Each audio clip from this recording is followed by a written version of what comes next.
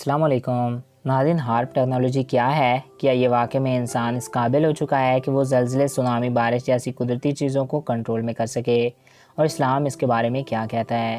ناظرین، 11 مارچ 2011 کو جاپان میں آنے والے زلزلوں اور سونامیوں نے جاپان کی معیشت کو تباہ و برباد کر کے رکھ دیا اور لاکھوں لوگوں کی جانیں چلی گئیں۔ یہ وہ وقت تھا جب جاپان ڈالرز کو انٹرنیشنل کرنسی سے ہٹا کر ایک نئی کرنسی سامنے لانا چاہتا تھا۔ اسی سلسلے میں جاپان کے صدر نے چین کے کئی دورے بھی کیے۔ اگر جاپان اس کام میں کامیاب ہو جاتا تو امریکہ کی معیشت تباہ و برباد ہو جاتی، اور اس کام میں سب سے آگے جاپان ہی بڑھ چڑھ کر حصے لے رہا تھا۔ اسی دوران امریکہ نے ایک خفیہ پیغام جاپان کو بھجوا کے اور اس سے کہا کہ یہ وہ سارے کام بند کرے، نہیں تو ہم تم پہ سمندروں کے طوفان اور زلزلوں سے تم پہ حملہ کر دیں گے۔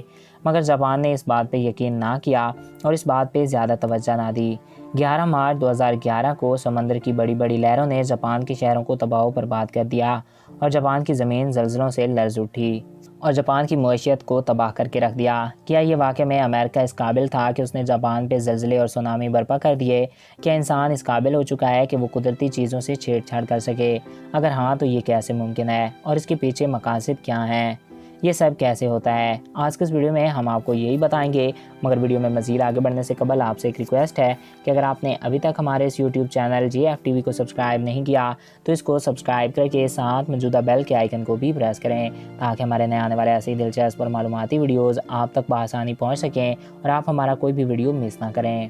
ناظرین، امریکی ریاست الاسکا سے ایک تقریباً 200 کلومیٹر کے فاصلے پر دنیا کا سب سے بڑا ریڈیو براڈ کاسٹنگ سسٹم بنایا گیا ہے، جو دنیا کا سب سے پراسرار ریڈیو براڈ کاسٹنگ سسٹم بھی ہے۔ یہ ریڈیو نشر کرنے کے لیے نہیں بلکہ یہ قدرتی موسموں اور آفات کو کنٹرول کرنے کے لیے بنایا گیا ہے، اور اس پروجیکٹ کو ہارپ کا نام دیا گیا ہے۔ اس کا مطلب ہے ہائی فریکوینسی ایکٹیو آرورل ریسٹرچ پروگرام۔ یہ project US air force, US navy, the university of Alaska اور ڈارپا نے فنڈ کیا ہے۔ اس میں 180 بڑے بڑے اینٹینز کا استعمال کیا گیا ہے جو 72 فٹ اونچے ہیں، اور انہیں آپس میں ایسے جوڑا گیا ہے کہ یہ ایک اینٹینے جیسے کام کرتے ہیں، اور فضا میں یہ ٹنوں کے حساب سے انرجی ویوز چھوڑتے ہیں، اور یہ جب انرجی بھیجتے ہیں تو خلا گرم ہو جاتی ہے۔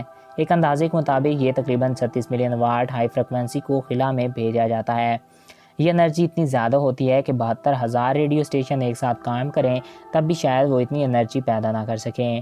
ہارپ سے بھیجی جانے والی انرجی کا کام فضا میں ایک خاص جگہ آیانوسفیئر ہوتی ہے۔ امریکن فورس کے مطابق اس کو آیانوسفیئر میں کیا ہوتا ہے یہ جاننے کے لیے بنایا گیا ہے، مگر حقیقت میں ہارپ فضا میں اتنی انرجی بھیج کر اس کو گرم کرتا جا رہا ہے جس سے موسموں میں بھی تبدیلی آ رہی ہے، اور اس کو قدرتی موسموں کو کنٹرول کرنے کے لیے بنایا گیا ہے تاکہ انسان مرضی سے جب چاہے جہاں چاہے درجہ حرارت کم کر دے اور جب چاہے جہاں چاہے درجہ حرارت بڑھا دے۔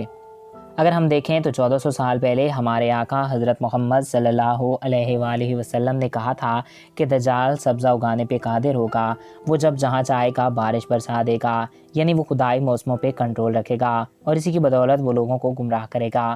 فرینڈ، یہ ثابت ہوتا ہے کہ یہ ہارپ نامی پروجیکٹ اسی سلسلے کی ایک کڑی ہے جسے عالمی خفیہ طاقتیں چلا رہی ہیں۔ ہارپ کام کیسے کرتا ہے؟ زمین سے 80,000 کلومیٹر کی بلندی پہ ایک حصہ ہے جسے آیانوسفیئر کہا جاتا ہے، جو ہماری زمین کے گرد قطبین پہ اثر انداز ہوتا ہے اور اسی کی بدولت موسم جنم لیتے ہیں۔